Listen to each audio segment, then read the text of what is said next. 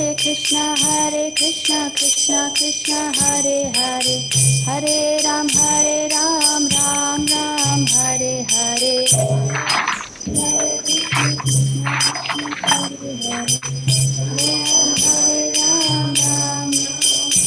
Jaya Radha Murlidhara, Radha Murlidhara, Shri Radhe. Radha Murlidhara, Radha Murlidhara, Shri Radhe. Jaya Gaura Chandra, Jaya Gaura Chandra, Jaya Gaura Chandra, Jaya Gaura Chandra.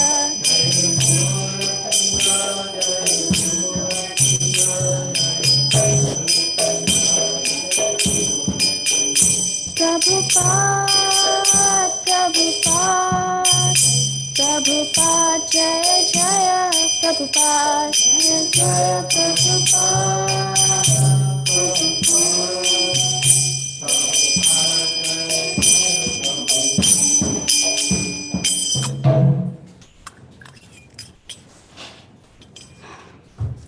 Om Namo Bhagavate Vasudevaya. Om Namo Bhagavate Vasudevaya. Om Namo Bhagavate Vasudevaya. Om Namo Bhagavate Om Namo Bhagavate Vasudevaya. Vasudevaya.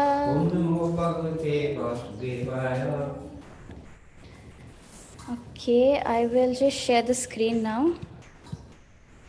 So we're doing quite a lot of verses today. It's from Canto 10, Chapter 7. We're going to do verses 8 to 12, 5 verses. So we'll just go through the verses, the Sanskrit verses and the translation. Maybe in the interest of time, I may not be able to read the purport, but we would be discussing them during the class. So this is 10.7.8. Drishtva Yashoda Pramukha Vrajya Striya Authanake Karmaniya Samagataha Nandadayashchadbhuta Darshanakula Katham Swayam Vaishakatam Viparyagat. Translation. When Mother Yashoda and the other ladies who had assembled for the Utthana festival and all the men headed by Nanda Maharaj saw the wonderful situation, they began to wonder how the handcart had collapsed by itself. They began to wander here and there, trying to find the cause, but were unable to do so. Uchura vyavasita matin gopan gopischa balaka rudata nena padena shiptam etan na samshayaha. The assembled cowherd men and ladies began to contemplate how this thing had happened. Is it the work of some demon or evil planet? They asked. At that time, the small children present asserted that the cart had been kicked apart by the baby Krishna. As soon as the crying baby had kicked the cart's wheel, the cart had collapsed. There was no doubt about it. Verse 10. Nate shraddha dhire gopa bala bhashitam iti yuta aprameyam balam tasya balakasya nate viduhu. The assembled gopis and gopas, unaware that Krishna is always unlimited, could not believe that baby Krishna had such an inconceivable power. They could not believe the statements of the children, and therefore they neglected these statements as being childish talk. Verse number 11. Rudantam sutamadaya yashoda graha shankita krita swastyayanam vipre shukte stanam apayayat. Thinking that some bad planet had attacked Krishna, Mother Yashoda picked up the crying child and allowed him to suck her breast. Then she called for experienced Brahmins to chant Vedic hymns and perform an auspicious ritualistic ceremony. Last verse for today, verse number 12. Purvavat sthapitam goper balibhi saparichadam viprahutvar chayam chakrur dadhi akshata kushambhubi. After the strong, stout cowherd men assembled the pots and paraphernalia on the handcart and set it up as before, the Brahmins performed a ritualistic ceremony with a fire sacrifice, to appease the bad planet. And then with rice grains, kusha, water and curd, they worship the Supreme Lord.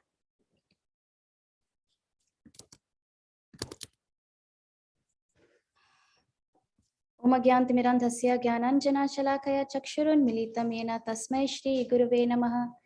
Shri Chaitanya Manobhishtam Sthapitam Yena Bhutale Swayam Rupa Kadamahyam Dadati Swapadantikam.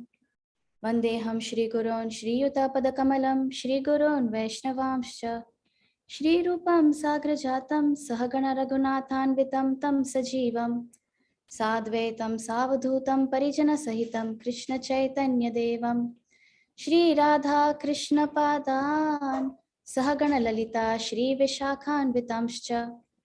He Krishna Karuna Sindhu Deenabandhu Jagatpate Gopesha Gopika Kanta Radha Kanta Namastate Tapta Kanchana Gaurangi Radhe Vrindavaneshwari Vrishabhanu Sute Devi Pranamami Hari Priye Vancha Kalpatarubhescha Kripa Sindhu Vaevacha Patitanam Pavanebhyo Vaishnavebhyo Namo Namaha. Jai Shri Krishna Chaitanya Prabhu Nityananda Shri Advaita Gadadhara Shri Vasadi Gaura Bhakta Vrinda. Hare Krishna Krishna Krishna Hare Hare Hare Rama Rama Rama Hare Hare. Namo Vishnu Padaya Krishna Prishtaya Bhutale Srimate Bhakti Vedanta Swaminiti Namine Namaste Saraswati Deve Gauravani Pracharine Nirvishesha Shunyavadi Paschati Deshatarine. So, welcome everyone for today's Bhagavatam class. I seek the blessings of all the assembled devotees, senior devotees, Adipurush Prabhu, Arjuna Prabhu, he must be somewhere in the building. So, let's go on ahead with our discussion. So, we see here that Śakaṭāsura, he had entered the cart and he's a kind of like a poltergeist. You know what a poltergeist is like? You know, they are like spirits. You can't see them, but you know, they kind of throw things and move things around here and there, and they just cause a lot of disturbance basically. So Krishna very sweetly, he kicked the cart and he threw the ghost out of the cart, and he also threw the ghost or the poltergeist out of this material world also, because Krishna is very merciful. By nature he is very merciful, and being in a ghostly form is not such a good form to be in. So he liberated basically Śakaṭāsura. So there's a question that comes, is Krishna killing in the form of Vasudev Krishna or as Vrajanandan Krishna? Because as we know that Krishna in Vrindavan is always a Divya Kishore Murti, and he performs only very sweet pastimes with his devotees. He doesn't do any killing. All this killing is actually done by his form of Vasudev Krishna, who always resides in him. But actually, if we see, all this killing is done only for the pleasure of Krishna. Krishna, whatever Krishna does is actually only for his pleasure. He could have killed him, in some other way, but, this is how he just likes to do it. Generally, we see that Durga Devi, she's the one, who kills all the demons, with her trident. The demons, they actually worship her, but because of their misdeeds, she ends up killing them, often by putting them in Maya. But Krishna also likes to do some killing, and this is also for ultimately his own pleasure. So that is why we see that even once Prabhupada had said that we should just read Krishna book and not ask any questions, because sometimes the answer to a lot of questions is, it's only happening because it's for Krishna's pleasure. There's no other reason apart from that. Like, why is Krishna blackish like a cloud, bluish blackish like a cloud? Why does he tend the cows? It's all just for his pleasure. There's actually no other reason apart from that. In the real sense. That's why even killing of demons is just for his pleasure, and that's why he has these prakat leelas and aprakat leelas. Prakat leelas, they take place in they manifest in the material world. We can see them, and aprakat is something that is not manifest to a material vision, but they're always taking place in the spiritual realm.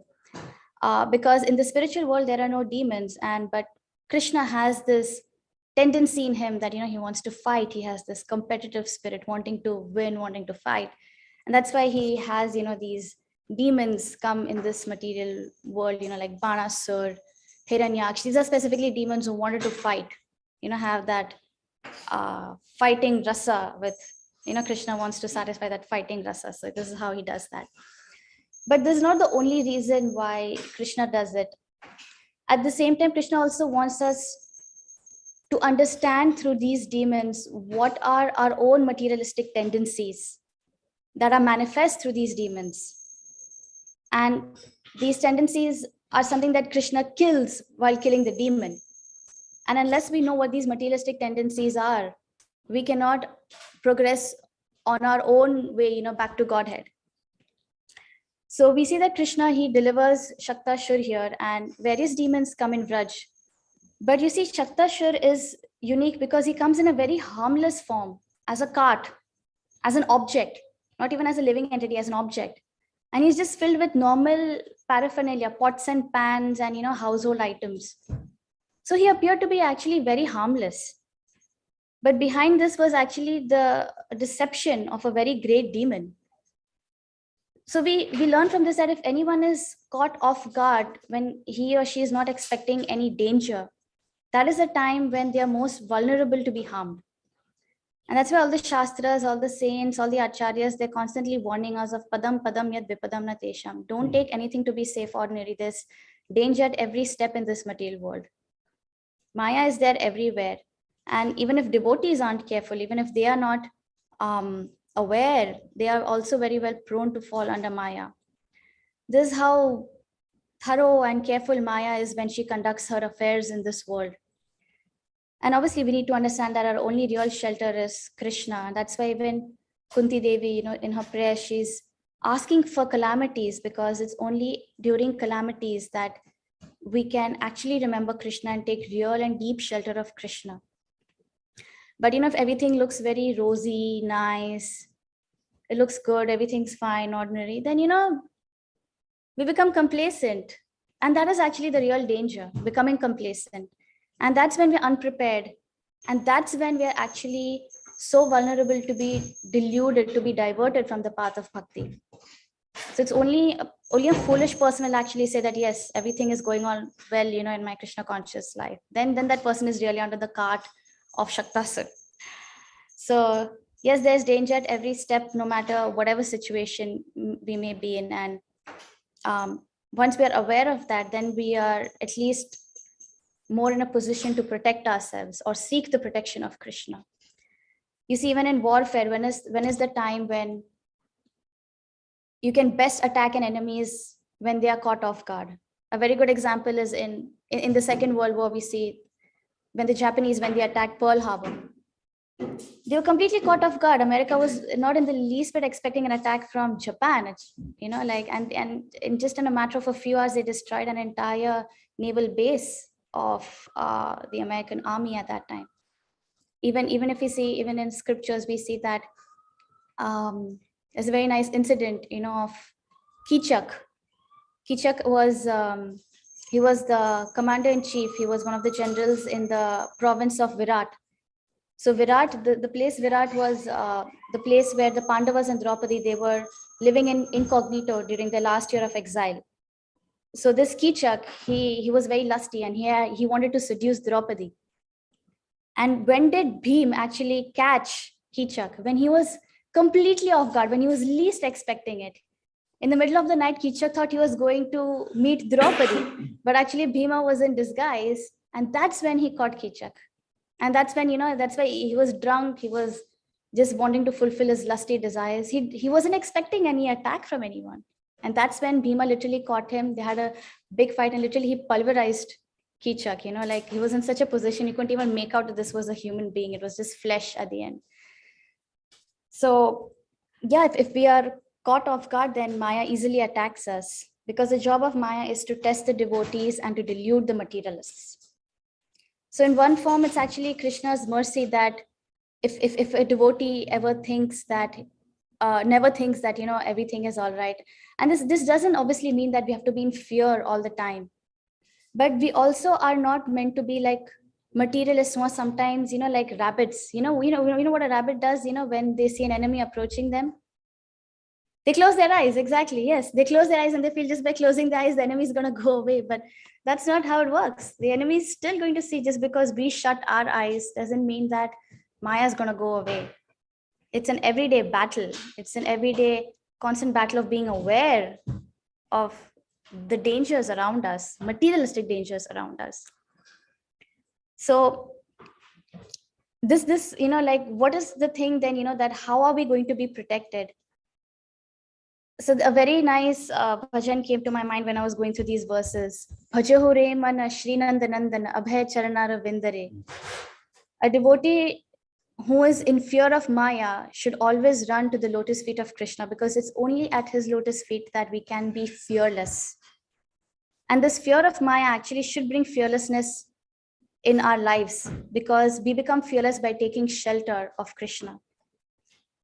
What is the biggest fear of a pure devotee? I would like to ask this question. What is the biggest fear of a pure devotee? Anyone would like to answer? I went online here. Forgetfulness of Krishna. Yes, exactly. Very, very good. Thank you. The biggest fear of a devotee is forgetting Krishna. For him, that's even worse than death, actually. And in this healthy fear, one gets real fearlessness, because Maya is always ready to steal Krishna away from us. You see, Śakaṭāsura, at that time, he tried to kill Krishna, but in a realistic sense for us, the demons nowadays, materialistic tendencies that we have, they want to kill our dependence, our remembrance of Krishna. And then we will be in the captivity of Maya. You see, Śakaṭāsura, he came like in the form of a very big bull and everything. A lot of demons came in like huge forms, and like they were like right there in the face. Putana came as a very beautiful lady, but ultimately she showed her real demoniac form. But you see, Śakaṭāsura he came in a very secret form, in a form in which no one would ever doubt him. We see so many like chairs and cushions and everything. But this is just such a normal, insignificant thing over here. This is just how Śakaṭāsura presented himself. And we see that it kind of makes us realize that it's only by hearing and by good association that we realize the need that we need to surrender to Krishna again and again and not trust anything of this material world. So it's not only important to have a disciplined life, to chant 16 rounds, to follow the 4 regulative principles, to hear and read Bhagavatam, Bhagavad Gita every day, follow our devotional life to the best of our abilities. Yes, this is all important, but another thing which often stops us from taking complete shelter of Krishna is if we are not humble, if we have pride in us. You see, in Chaitanya Leela, there is a very great pastime, a very sweet pastime of Vasudev Vipra. He was a very great devotee of Lord Chaitanya, but he had, leprosy all over his body.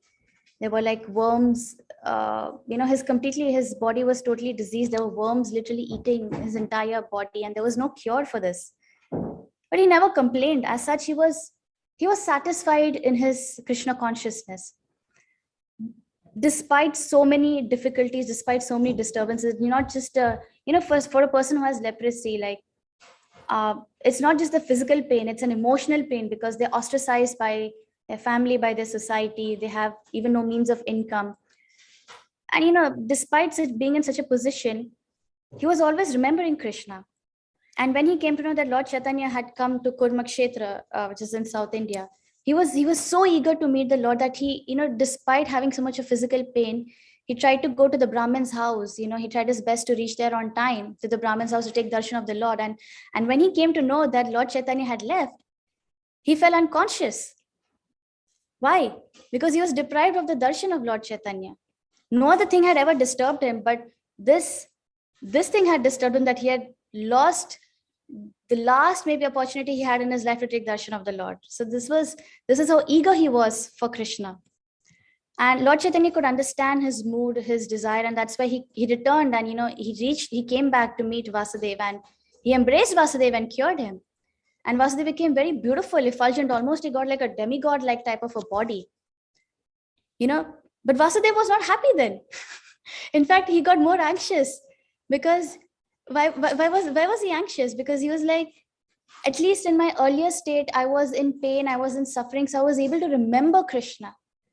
But now I've got so much of special mercy, and I look so beautiful, so nice, and people are going to know about this. People are going to come, they're going to praise me. And, now because of this, I'll become proud. And once I become proud, I'm going to lose Krishna. So now he was disturbed. So Lord Chaitanya told him that don't be disturbed, just chant Hare Krishna, associate with devotees, and preach to everyone about Krishna, and then you'll never be proud.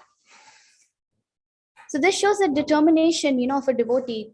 For a devotee, the only disturbing thing is losing his humble service attitude. That is the most disturbing thing for a devotee.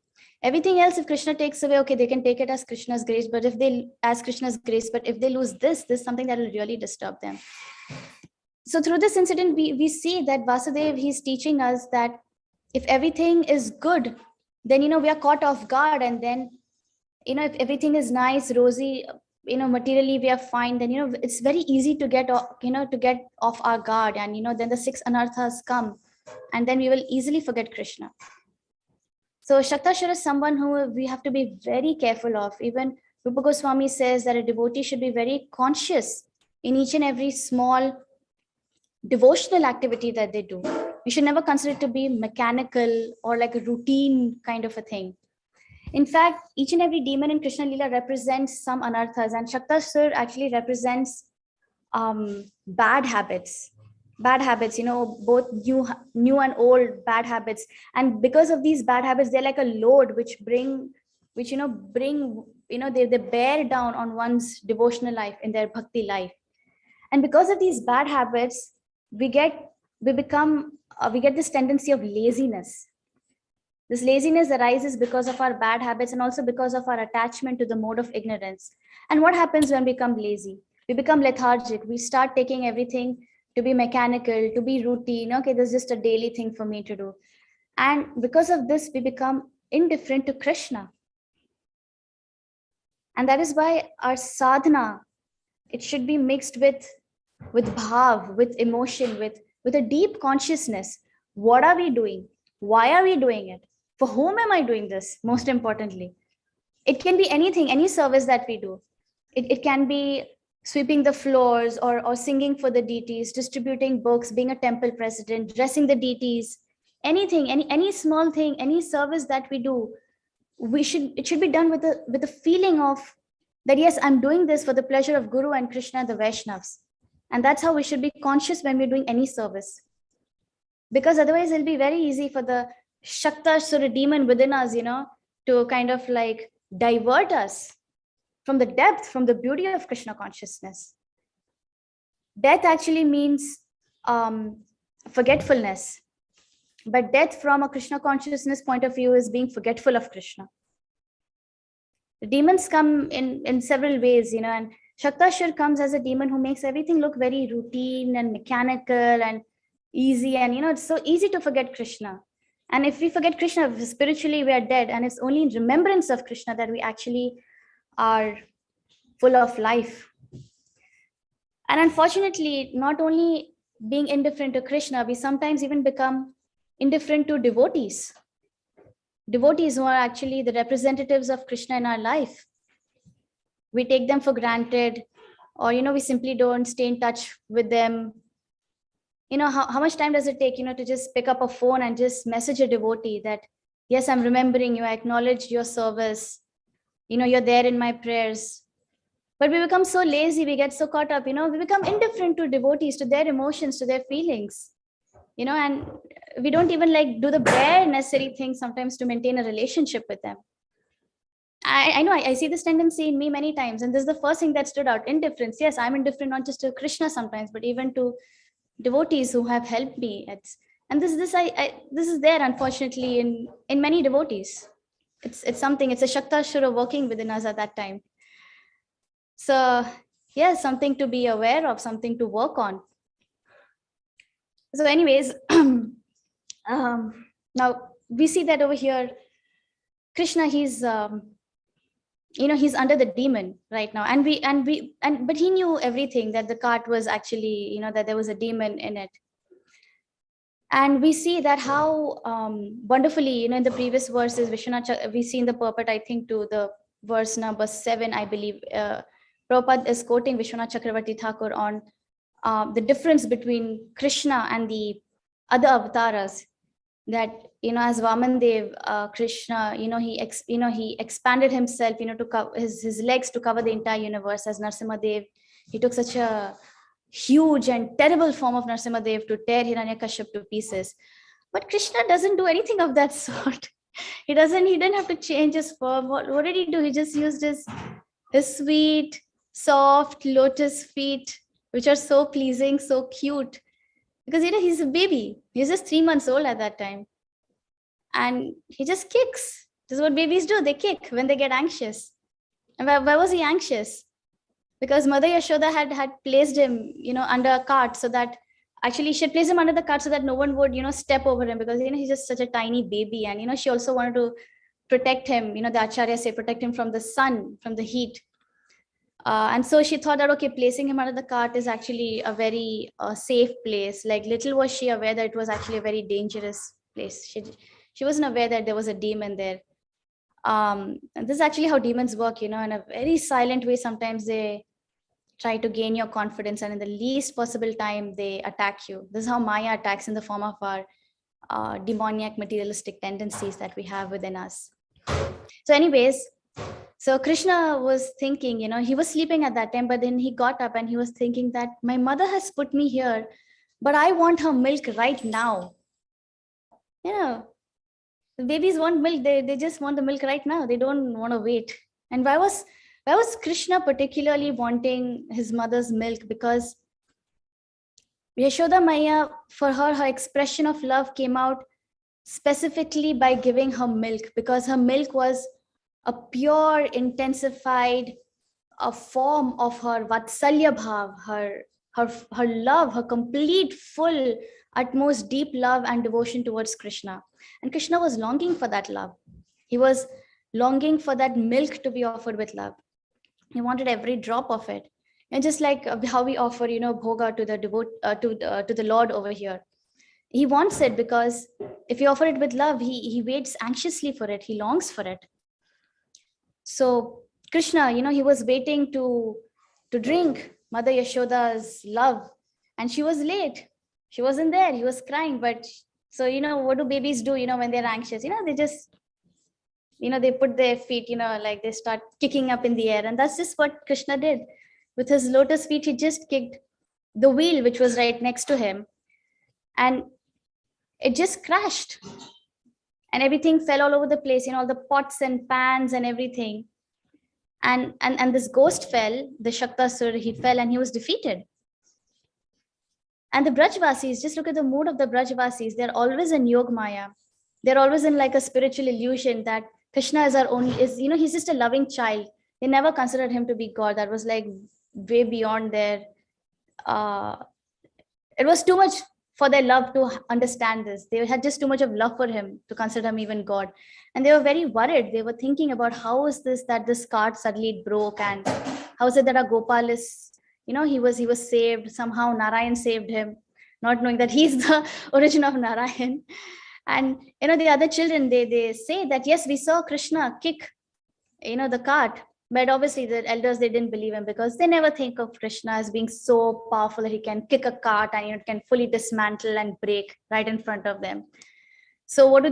They feel that they're worried that, there might be some evil spirit, or there might be some influence of some bad planet. So they call the Brahmins to neutralize its effects, and this is actually very sweet and loving, because we see that the Brajvasis, they have so much of love, they have so much of concern for Krishna to protect him. Even later in this chapter, we're going to see that Trinavrat, he's going to come, and like after Krishna, he kills Trinavrat in the most easiest way. And after he's apparently saved again by Narayan, what the Brajvasis think, they, Mother Yashoda is again going to perform a lot of rituals to protect her baby. So this is how, they express their love, through these rituals. Actually, and one of the anarthas that Śakaṭāsura represents is also that he represents the not understanding the purpose of all these religious principles and rituals, which we sometimes take, we just carry them as a burden just because we are attached to following them. We don't understand the meaning and the depth behind them. But what is the meaning of all these rituals that, that we perform? Rituals are a ways and means to, in essence, they are supposed to be a ways and means to express our love for Krishna. That is actually the purpose of all rituals. And sometimes they may look, like very kind of like foolish or something, but actually they are not. They're a physical means in which we can express our love for Krishna. That's their essence. Obviously, they should have a bhav, that feeling of devotion should be there in them. There should at least be a feeling that, yes, I want to be purified. I want to please Krishna. I want to serve Guru. I want to serve the Vaishnavas by doing this. At least I want to show Krishna my desire to serve him. And if that is so, then Krishna will very lovingly accept all these rituals. And this is what all the Vrajvasis did. Whatever they did, they only did it just for purely because of their love for Krishna. So what is the best way that we can get rid of our demoniac tendency of Śakaṭāsura, or this ghost of Śakaṭāsura, which often covers us? By performing our own daily rituals, our ritual with genuine love and devotion. And what is our ritual? Our daily yagya is chanting Hare Krishna Mahamantra. Hare Krishna, Krishna Krishna, Hare Hare. Hare Ram, Ram Ram, Hare Hare. Not only should we be doing our daily yagya of chanting our rounds daily, but we should also give others an opportunity to hear his names also. And then we will be truly happy. And then all the demons will be vanquished and we can actually relish Krishna's pastimes. Srila Prabhupada writes in the purport to verse number 9. He mentions this in the, in the last paragraph. It's mentioned that by the arrangement of Yogmaya, all the gopis and gopas thought that the accident had taken place because of some bad planet or some ghost. But in fact, everything was done by Krishna and enjoyed by him. And those who enjoy these activities of Krishna are also on the platform of Ananda Chinmaya Rasa. They are liberated from material platform. So this is what we need to get. We also should desire to get on the platform of Ananda Chinmaya Rasa. We want to and be eternally with Krishna there. By hearing these wonderful, sweet pastimes of Krishna, by trying to understand what Krishna is trying to tell us through these pastimes, because through these pastimes, he's telling us what all is stopping us from getting closer to him. So, yes, there is like a tattva part to it, and there is also a rasa part. Both of them we need to understand through all of these pastimes of Krishna, especially through these pastimes where he's killing the demons. Not just the rasa dance pastimes, but these pastimes are also very, very important. So we're just praying for the mercy of Srila Prabhupada that we can understand these pastimes properly and eternally take shelter of Krishna's beautiful, soft, sweet, loving lotus feet. So thank you very much. I will end my class here and I'll keep it open for if in case anyone has any questions, if they have any comments, anything that they would like to share.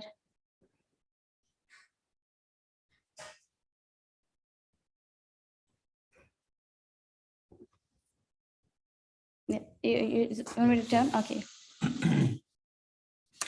We've had an interesting week. Krishna killed 3 demons.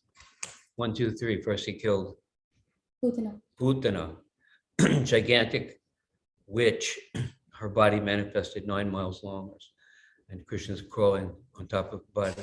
And then the next picture is Krishna killing Trinavarta, a whirlwind, like a cyclone demon.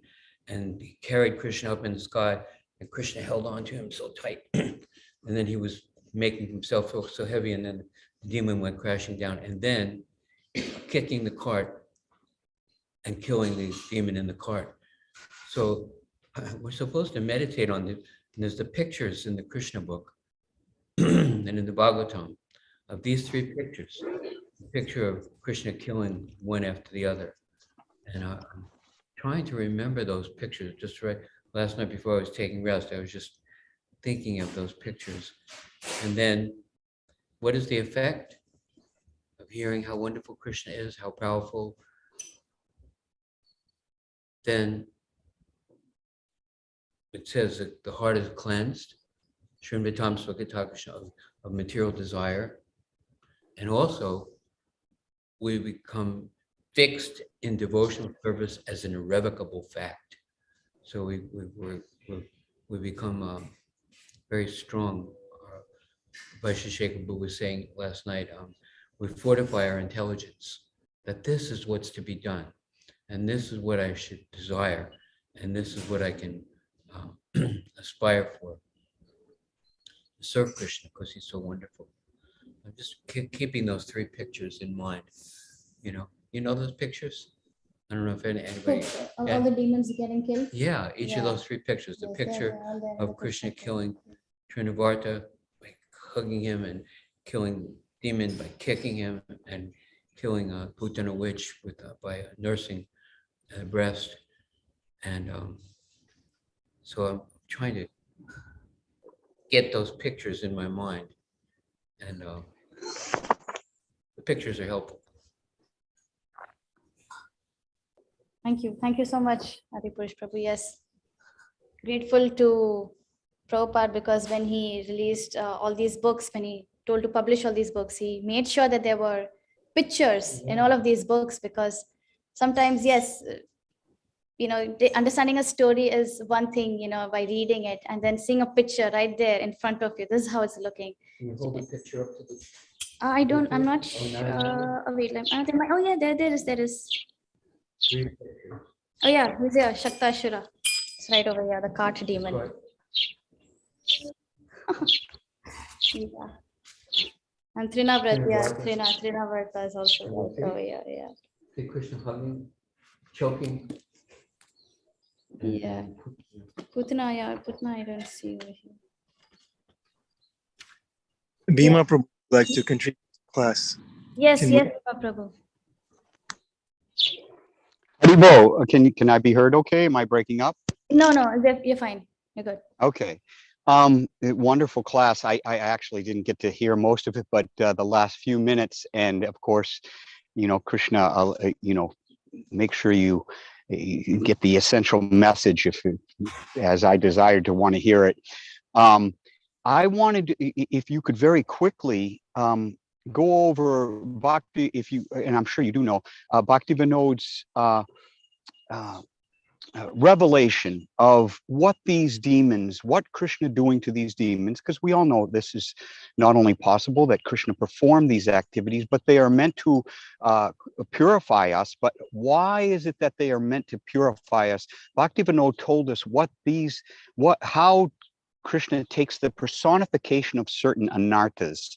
What I'm looking for is, because a Putana is false guru. So we actually know what false guru is. We've actually had experience within the movement of gurus who have been false, and we have seen the life literally sucked out of them, the life of their teachings, because Krishna says, okay, well, you are talking about me, but you're doing it in the wrong way. There's some poison on your milk, there's some poison on your teachings. So not only am I going to take your poison, but I'm taking the life right out of you as far as your teachings are concerned. And we've seen it in action. We've seen Krishna take the Putana witch down, even within our own movement, even within our own minds, if we should have fallen prey to such teachings. So similarly, we have Trinavarta and Śakaṭāsura demon. Do you know what Bhakti Vinod's purport on those two demons were, in brief? In his Chaitanya Śikṣāṣtakam, he mentions this to some extent. I'm not aware of in depth, like what exactly, but I do know, like what I said about Śakaṭāsura, he represents our attachment to bad habits which bring us down, which bring about laziness or attachment to the mode of ignorance. That's what Śakaṭāsura represents, are not understanding the proper religious, the sentiment or the real essence of religious principles, of religious rituals. That's right. What Śakaṭāsura represents.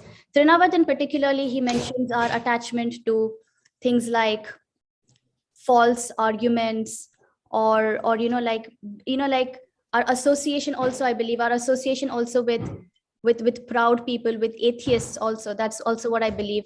There is a very nice article by Satyaraj Prabhu in this matter on the inner meaning of Krishna's pastimes. I don't know, let me see if I can just search it. I'll see if I can share the link over here. I think I had gone through this. Oh yeah, here it is, okay. It's very nicely given away. I'm just sharing this in the chat. It shows us, what each and every one of these demons, what they represent. the demonic tendencies or the materialistic tendencies that we need to fight. I mean, we need to pray to Krishna to help us get over them. And some of these demons are actually even killed by Lord Balram. And specifically, there's a very nice thing mentioned about it, is that the demons that are killed by Krishna, we just pray to Krishna and we understand, we try to take the mercy, the shelter, and a humble attitude. We take shelter of Krishna, and Krishna will help us get rid of these demons. But specifically the demons that Lord Balram kills, okay, these demons, these demonic tendencies are something we also need to really work hard on. It's something we need to work hard on. And once Krishna sees that we are working hard on them with full sincerity, then, and we know we're approaching Krishna with a humble attitude to get rid of them, then Lord Balram comes in the form of a guru, and he invokes Krishna's mercy to come in our life. And that's how we can get rid of those tendencies. So, like Lord Balram, he kills Dhenukasura, Pralambasura, which kind of like shows our attachment to pride, fame, wealth, subtle sense gratification towards lust for the opposite sex, are not understanding also that Krishna is not different from his holy name. These are like big things, big demons, which we need to work on ourselves also. And then by the blessings of Guru and Krishna later on, after the presence of Guru in our life, Krishna will come to do it, will come to kill these tendencies or these demons within us. There's a very nice article. I would really encourage everyone to read that. It's very nicely explained in the article. Yes, thank you very much. That was that's perfect to give a link where people can understand that, because if we understand the different layers that Krishna works on externally to grab our attention with his beauty and his play, and internally with, hey, this is how I do it. This is how I get rid of your baggage, your cart full of baggage. I just touch it with my toe, and all that baggage you're bringing with you, trauma that we bring from the material world, which we all do, and we kind of hang on to it. It's like a cart, it weighs us down, and all he does is, we realize that when that cart spills and we can let go of the debt, that psychic debt we have, it just spills out, we understand that was Krishna at work. What makes it so endearing is that we see that when our anarthas are cleansed to a certain extent, we always have to fight, we always have to be vigilant. But when we see that the anarthas are cleansed, we can say, oh, that's Krishna at work, look at that. And we are reminded, Hare Krishna. Hare Krishna. Sorry, we'll have to end the year. That's Krishna at work. Srimad Bhagavatam ki jai. Srila Prabhupada ki jai. Thank you very much. Nirvika Devi ki jai. Beautiful class.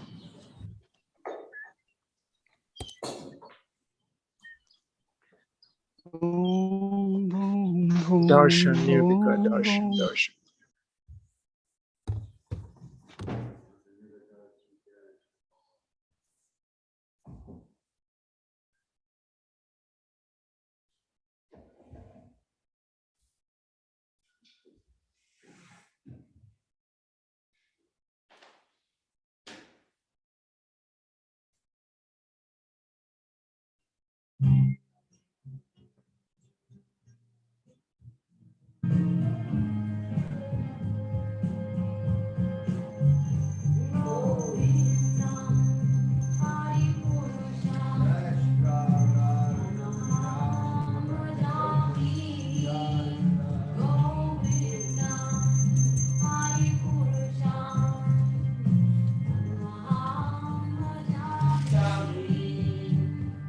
Govinda